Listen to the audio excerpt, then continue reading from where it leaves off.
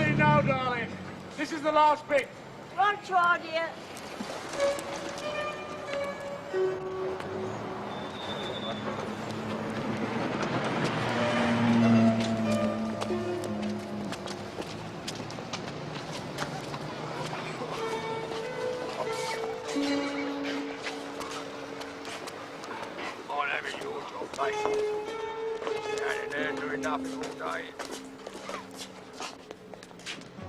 Now, easy now. I'm on the paintwork. Oh, you and your bloody paintwork.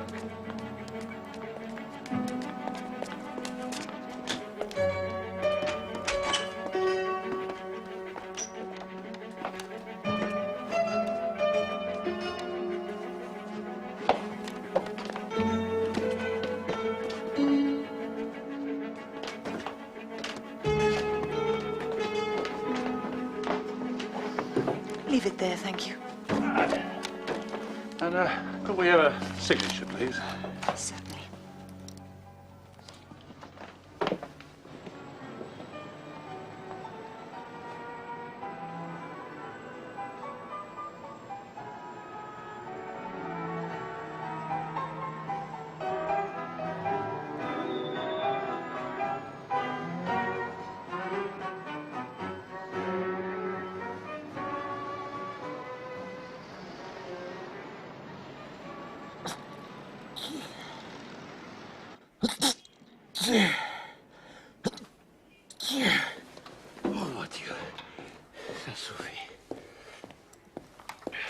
Mr. Poirot, you've only done 7 minutes.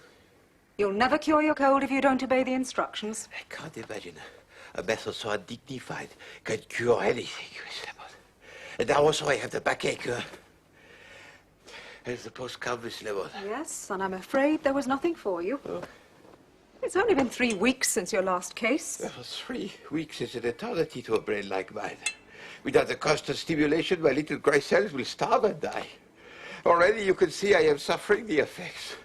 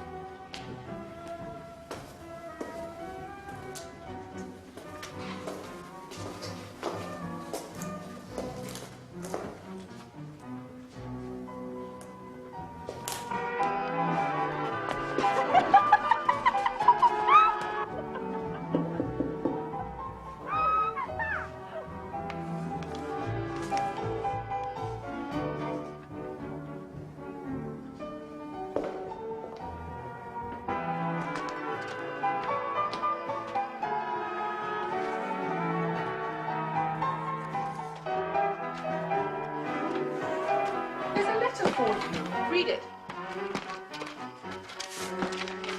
Dear Miss Matthews, I am the new tenant of 36B, directly below you.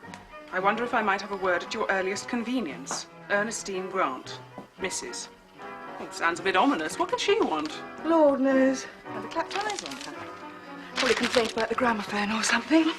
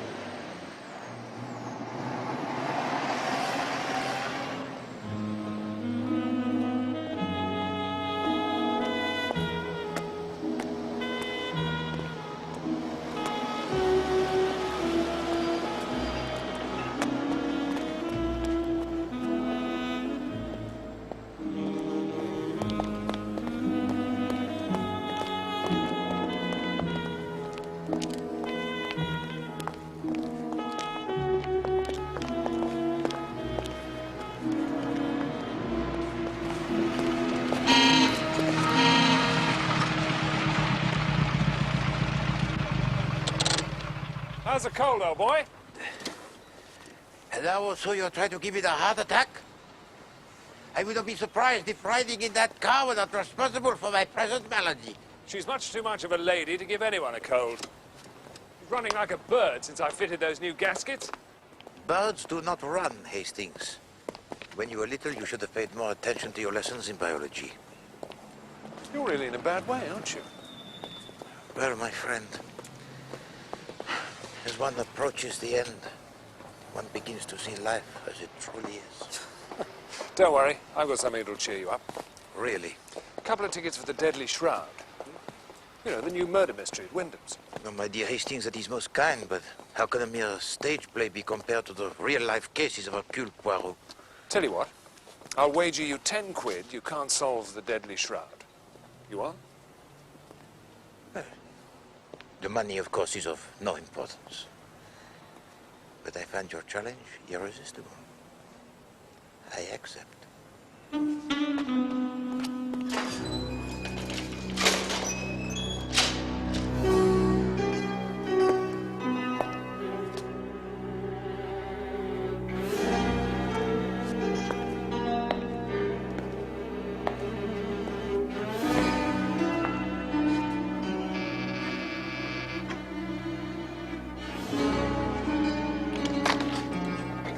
Oh, it's you.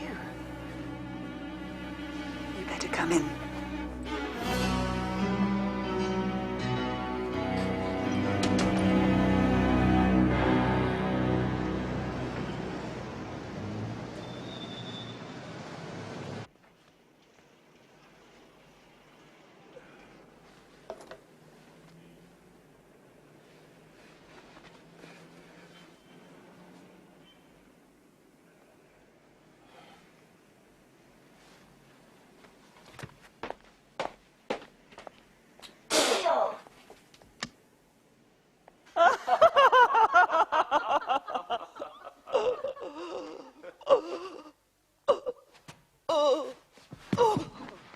Mother, are you all right?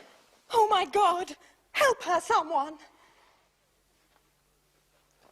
Lady Muriel.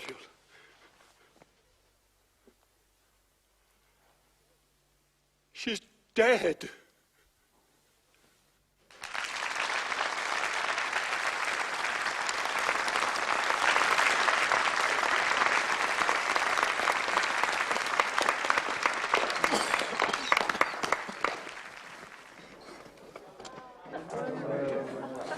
It was the sherry, of course.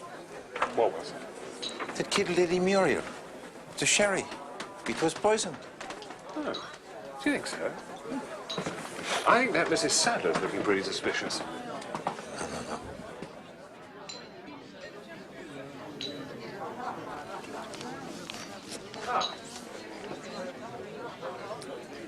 Whiskey? No, thank you. You don't open this now, only at the end. What is it? The name of the murderer, of course. It's Mademoiselle Matthews. Over there, Hastings, the girl in the red dress. She lives in the flat below me in Whitehaven Mansions. An enchanting mademoiselle, n'est-ce pas? Yes. The question of motive has had me worried, I can tell you. Why should anyone want to kill Lady Muriel? Who would gain by her death? The answer, ladies and gentlemen, is nobody. Why? Because Lady Muriel was never the intended victim. No. The person who should have drunk the poisoned sherry, the person for whom it was intended, was the missing son and heir who stood to inherit Lady Muriel's fortune. Major Sadler. Only one other person in this room knew of this well-kept secret and stood to gain from the Major's death. His wife. Am I not correct, Mrs. Sadler? Oh, Oh, that's absurd. Oh, yes, the writer is an Mrs. Sadler. Your imbecile. plan was clever. So clever that it almost had me fooled. Until I noticed that there were not 5, but only 4 sherry glasses on the sideboard. What had happened to the missing glass?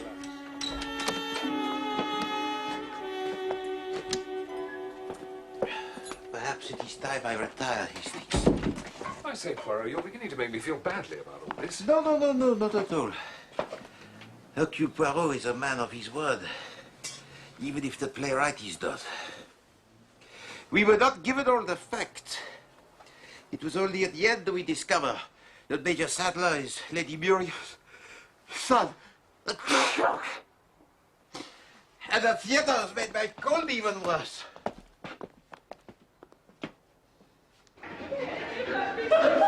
Of course I knew I got it at the end of it. Yeah, well, I bet you also knew that. I knew it was that Mrs. Sadler right from the beginning. Takes one to know one, I suppose. It was that dress she wore in the first act. I mean, it was so... Although I can't find my key. Perhaps you just forgot to bring it, darling. Of course I didn't. I'm not a complete nincompoop, Donovan. I always bring my key. Actually, I saw her put it in her bag before we left. There, you see? The point is, how are we going to get in? Well, the night porter will be off duty now. Donovan, darling, you wouldn't care to be a cat burglar, would you? No, Pat. I think even among cat burglars, a fourth-floor flat might be regarded as rather a reckless proposition. Is there a fire escape? No, but there's a coal lift. That's a point. It's located in the basement of the flats and goes up to a hatch in the kitchen. We put the dustbins on it as well, set them down. Won't the hatch be bolted? Well, I never really bothered to bolt mine. It's too stiff. Well, it's worth a try, wouldn't you say? Absolutely.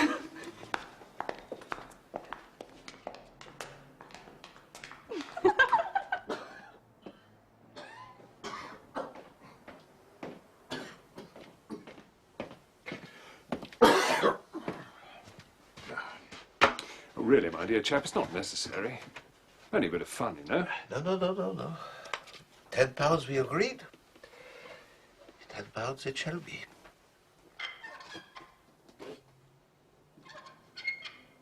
Tiens.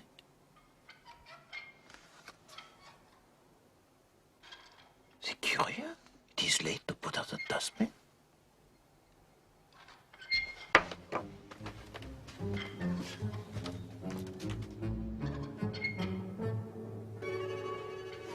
Hastings, be so kind as to extinguish the light.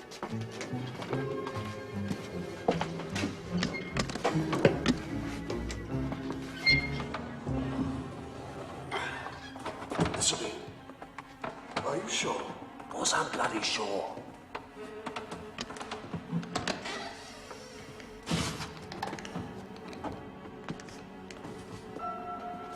Put the light on. Damn thing won't work. Try the sitting room. All right.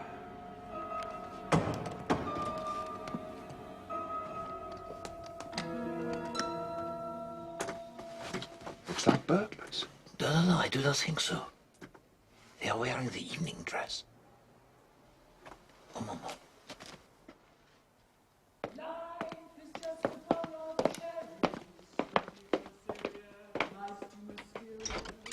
You work, you play, you worry so, but you can't take your dough when you go. So keep repeating, it's the berries, for the strongest oak must fall. The sweet things in life to you were just loaned, so how can you lose what you've never owned? Life is just a bowl of cherries.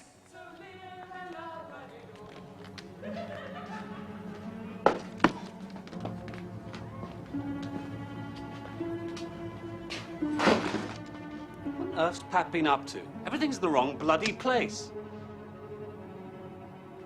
This isn't Pat's flat. Jeepers. Mrs. Ernestine Grant. Oh, Lord, we're in 36B, not 46B. I suggest we get out of here before she finds us.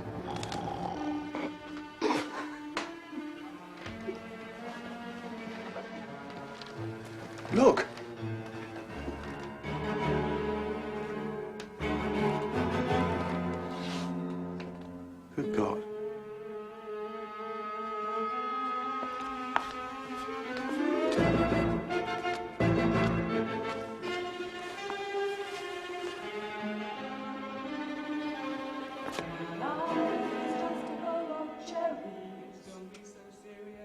life's too mysterious.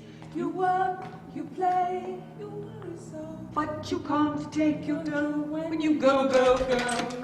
So keep What are we going to do? I don't know. Pat? Mildred? Something's happened. What is it? There's a dead woman down here. Oh, God.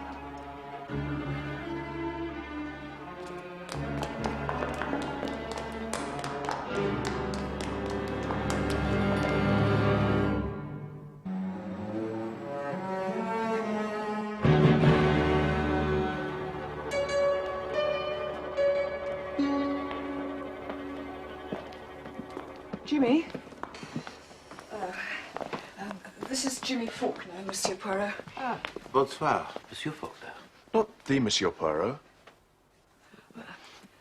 Yes, he lives in the flat above me. Gosh, I didn't know. This is an honor, sir. Thank you. You see, Hastings, I am still a force to be calculated. So, the doors were unbolted.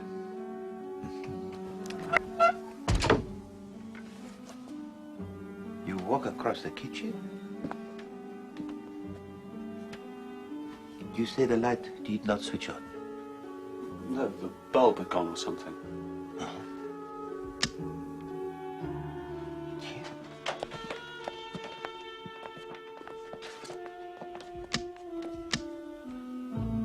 Very odd. Maybe there's a loose connection.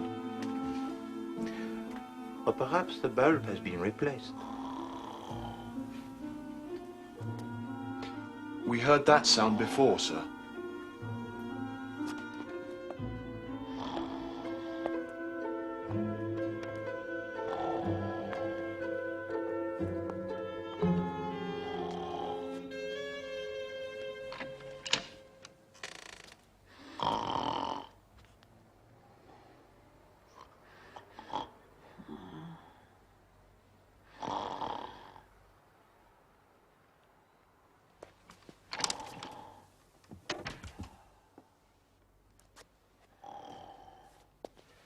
It is the domestic, the maid. We will let her sleep for the moment.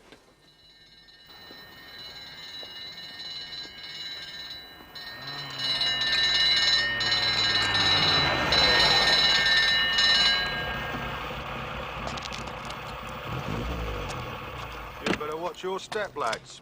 This is where the famous private detective, Mr. Hercule Poirot, lives. So, Donovan and I came in here. I mean, we still thought we were in Miss Matthews' flat, and then we put the light on and realised we weren't, and we saw the body.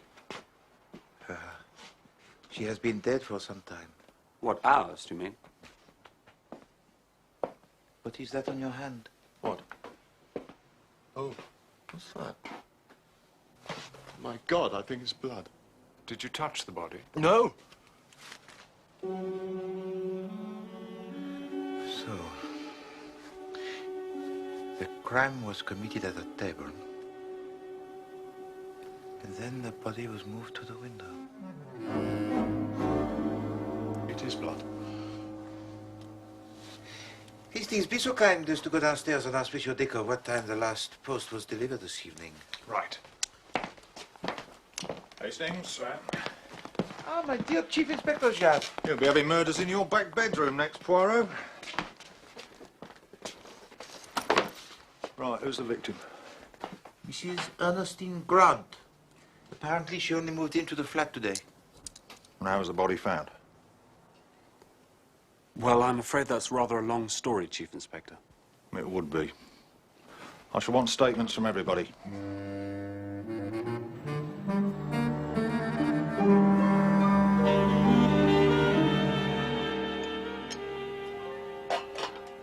Omelette for you, Mildred. Oh, I couldn't. I suppose you're inured to this sort of thing, Monsieur Poirot. No, no, no, on the contrary. I think it is very nice. You know, Mademoiselle Patricia, I once loved a very young, beautiful English girl who resembled you greatly. But alas, she could not cook. And your relationship with her. No, I meant, well, you know, poor Mrs. Grant and everything. Mademoiselle Patricia, A little bread, perhaps?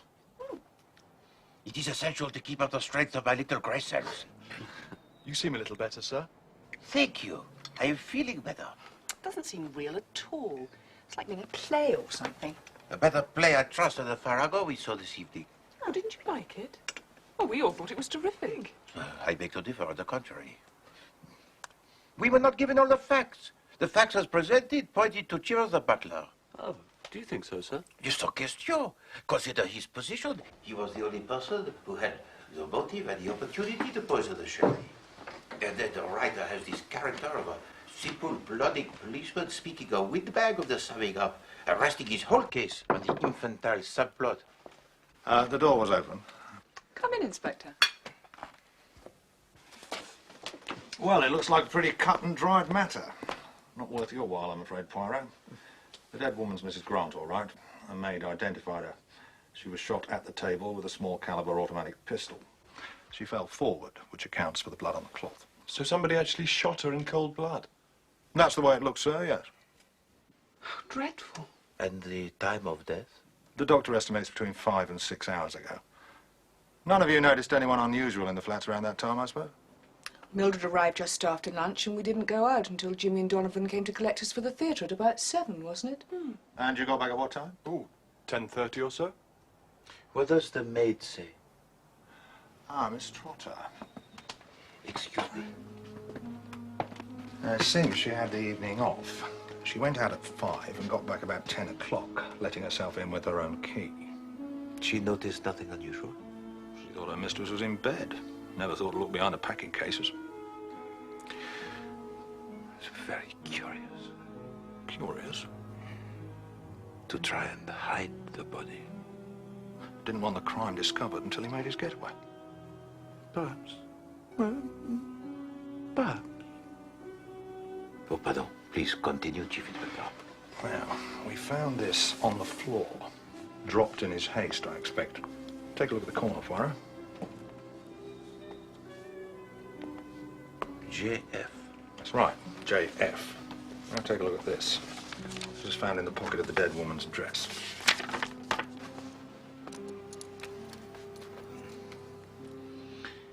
If it suits you, I will come this evening. Shall we say 6 o'clock? Fraser. An incriminating document for this Fraser. Well, I think we may take it that JF and Fraser are one and the same. A John Fraser, perhaps. We'll get a line on him in due course. Chief Inspector, sir.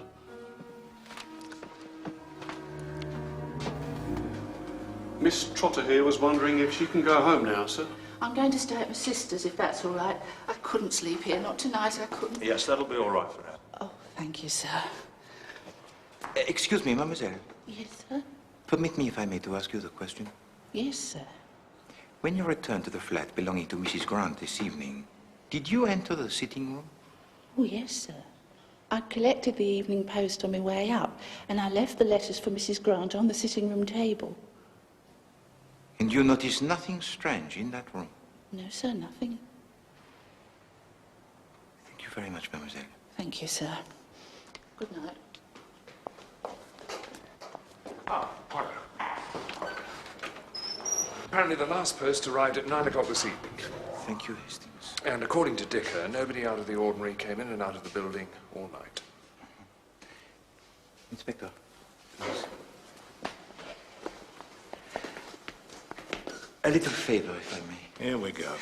I would like to examine the flat belonging to Mrs. Grant. There's nothing there, Poirot. Well? I've put out a call for this John Fraser. We find him, that's the end of it. As you say.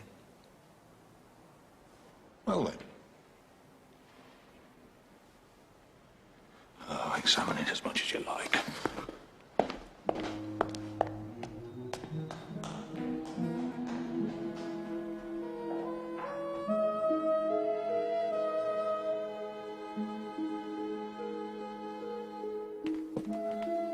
You all right? I'm all right. Shivering, you must be cold. It's just this terrible thing with Mrs. Grant.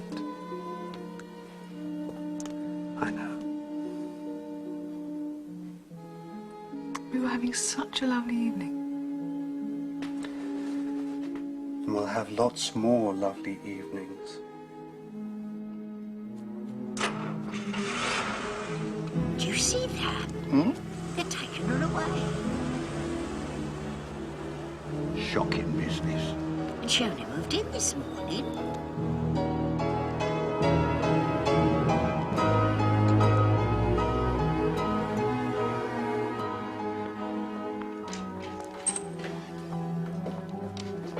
Let us, my friends, consider the facts.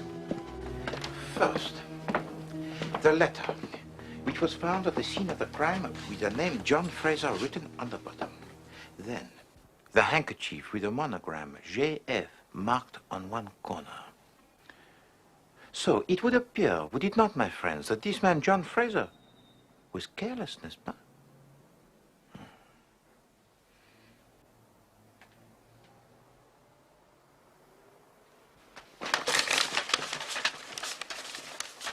Poirot, why are you rummaging around in the dustbin? Uh-huh. I thought so. Voila.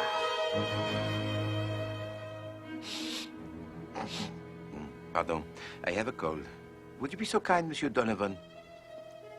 Thank you. No, Cassie, don't you know? Why did he take off the lid? He's stupid! Oh. Jimmy, fetch some brandy, if you please. In the sitting room, I think. Hastings, the damp cloth.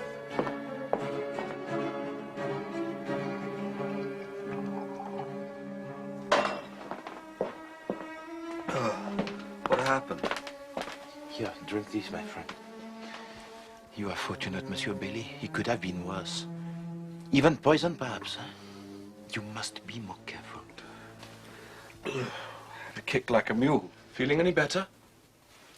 I think so, thanks. Oh, mon Dieu. Hastings, take him upstairs to the flat, huh? Perhaps prepare for him some coffee. No, I'm sure I'll be fine now, thanks. No. I insist. You are still weak, yes? I suppose I do feel a bit wonky still. Better come along, old chap. Take it easy for a bit. Oh, Hastings, make sure Monsieur Bailey is very comfortable, because, Hastings, I am anxious for his health. Right.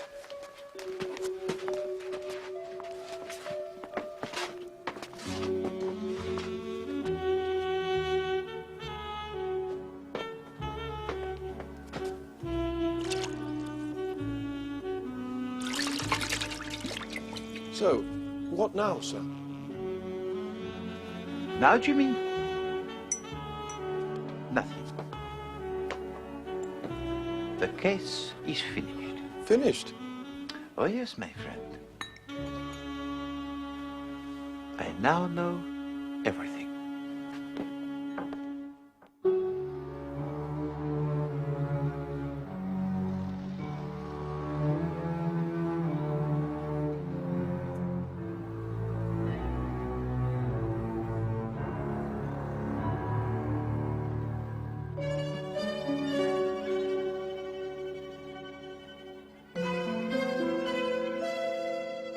I don't understand, sir. Have they arrested this Fraser chap already?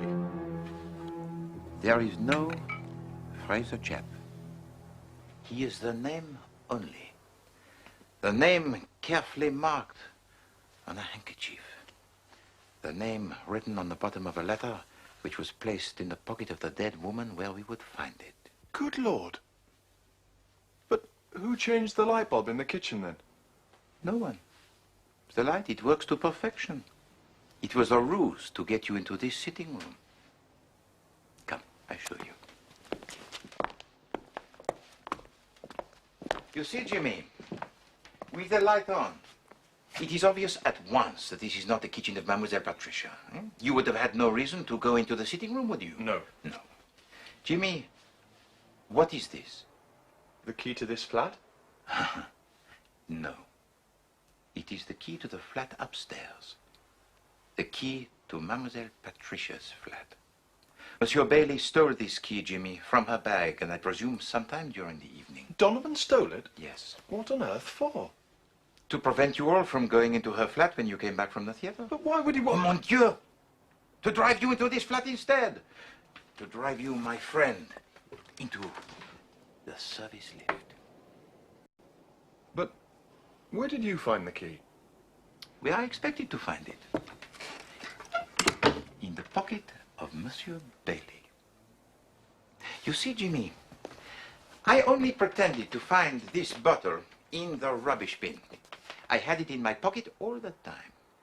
But I hand it to Monsieur Bailey, he sniffs it, and pff.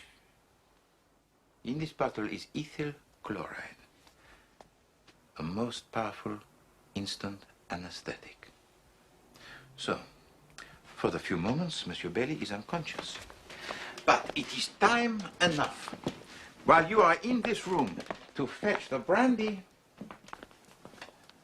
for me to take the 2 items from Monsieur Bailey's pocket that I knew I would find there. Yes, No, patience, my friend, and you will learn everything. I ask myself, why hide the body behind the packing cases? To gain time? Yes. But for the very special reason. You see, Jimmy, earlier this evening, the murderer entered this flat in order to take something, huh? But that something was nowhere to be found. So it was necessary for him to return, but only after the last post was delivered. So he had to hide the body behind the curtain. Then Mademoiselle Trotter, the domestic, enters, sees nothing unusual, places the last post on the table, and retires to bed. And what's that letter then, sir? Oh, this letter, Jimmy. This was the second item I took from Monsieur Bailey's pocket. It was this letter that he was so desperate to find. Are you saying, then, that Donovan murdered Mrs. Grant? Exactement. But why? He didn't even know Mrs. Grant. Why should he want to kill her?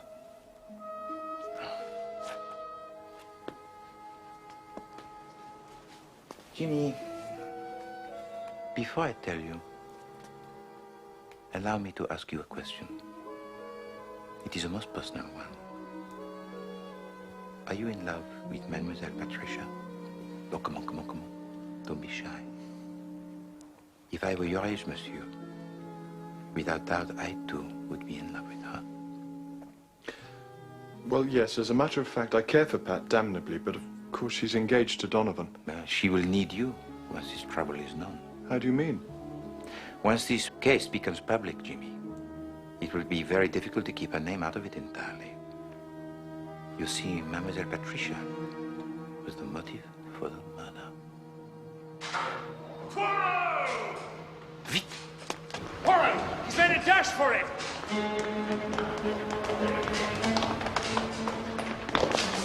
Constable, stop that man in the lift, hurry. And you, Jimmy.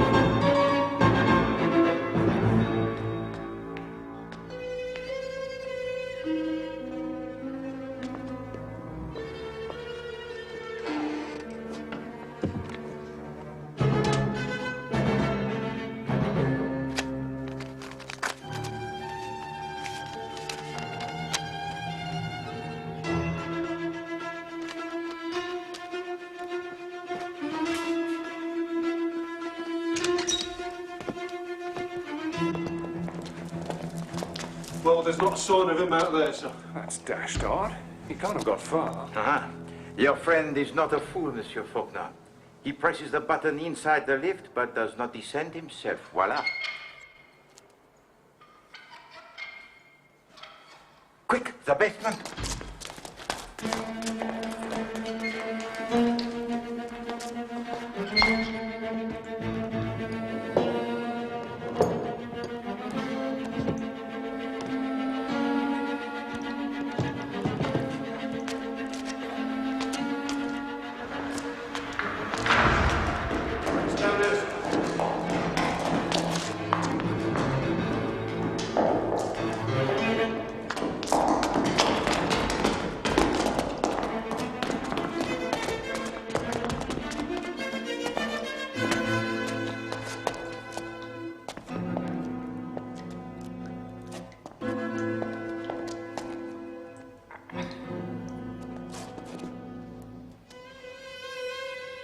Nothing here. Must have been something else we heard, Monsieur Poirot. I think we'd better go back upstairs, eh?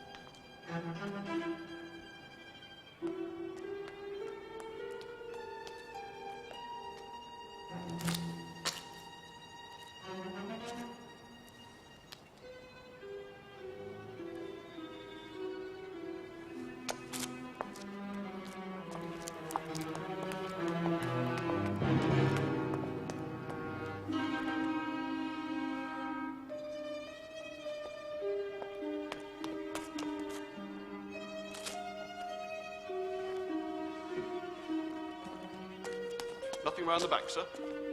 Not a thing. Just disappeared. Disappeared altogether. Grown men do not vanish into thin air, my lord. Well, he did.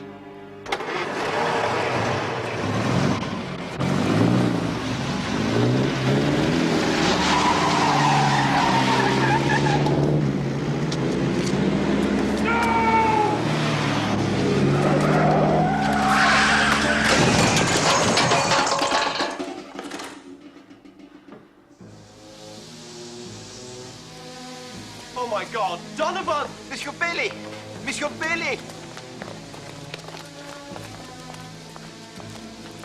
I'd better call an ambulance, sir, I think. Is he badly hurt?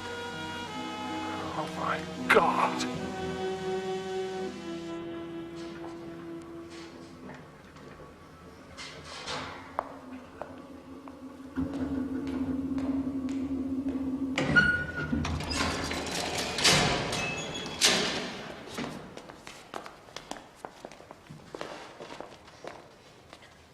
That front axle's just sheared right through. Oh, mon pauvre Hastings. But you must not brood. You must occupy yourself, huh? Go and telephone the Chief Inspector Japp and tell him we have caught his fisher.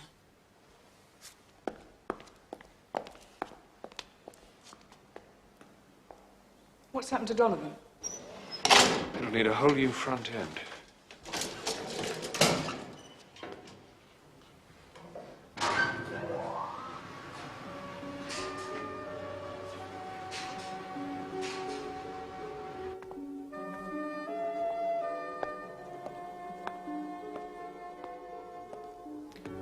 Monsieur Bailey, please give me the letter you have just taken from the table.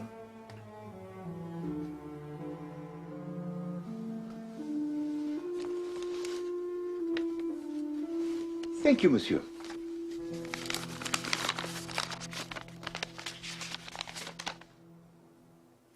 Jimmy, be so kind as to read us this letter written to Mrs. Grant. Well, it looks as if it comes from a solicitor's. Dear Madam, we return the document you forwarded to us. It is quite in order, and the fact of the marriage having taken place abroad does not invalidate it in any way. Yours truly, etc., etc. So, Jimmy, you ask why Mrs. Grant, huh? Eh bien, voilà.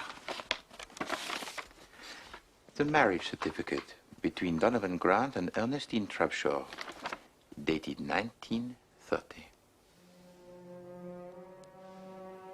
Who's Donovan Grant?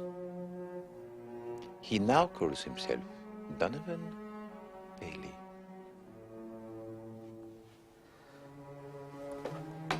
I wanted a divorce. I begged Ernestine, but she refused.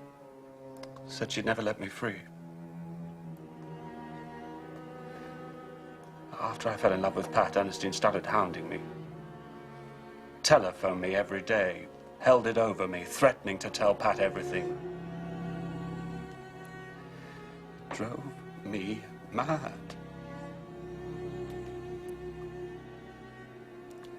And she suddenly announced she'd taken a flat here, right underneath Pat's. I couldn't believe it. By then I knew she was crazy enough to do anything. So, what happened yesterday, monsieur?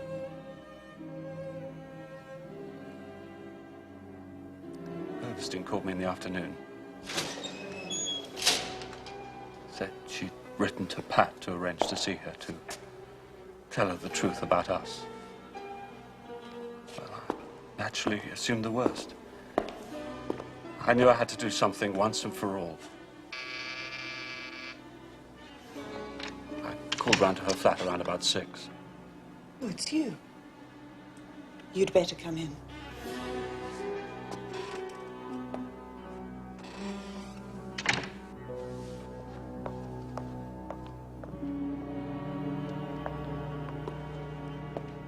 Drink? You've absolutely no right to go hounding Pat. But I'm not hounding her, my darling. I'm simply telling her what a rotten bounder you are, promising to marry her when you're already married to me. We got married in Switzerland, Ernestine, if you remember. It doesn't count under British law. So you keep telling me. But I thought I'd test your little theory. So I sent my solicitor a copy of our marriage certificate. He's telephoned me to say it's completely valid. And he's written back to me to confirm it. Show me. I haven't received his letter yet. It'll arrive in the evening post, I expect. It's going to be quite a shock for poor Miss Matthews. I'm warning you, Ernestine. If you approach Pat, so help me God, I'll kill you, I swear it. Oh, Donovan. Don't make me laugh. Now run along and try and impress somebody else, will you? Poor Miss Matthews. You really have let her down, Donovan.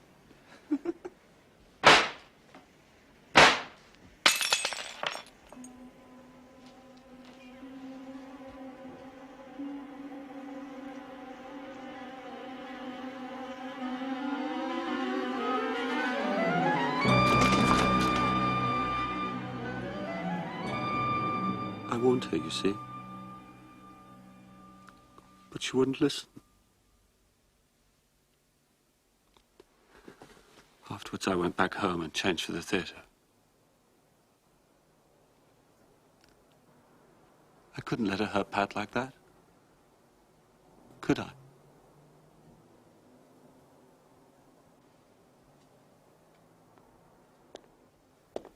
Ah, my dear Chief Inspector.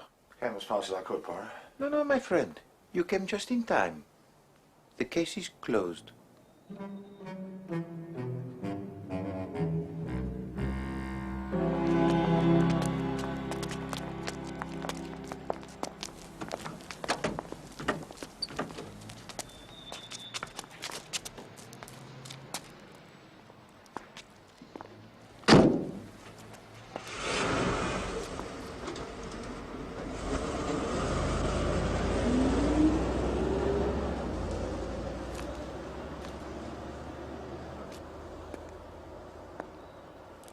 Jimmy, go to Mademoiselle Patricia. She doesn't want me. She wants him. No, mon ami. She needs you. Go on, go to her.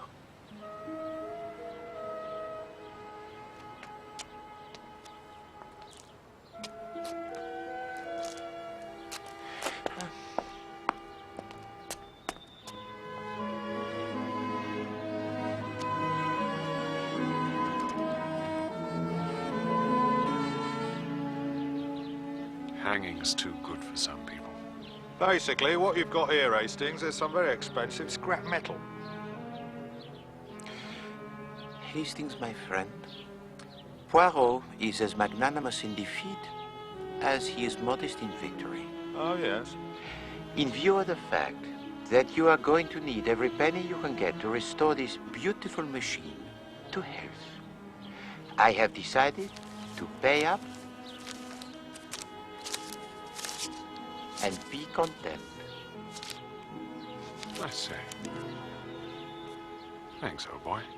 Think nothing of it, old boy.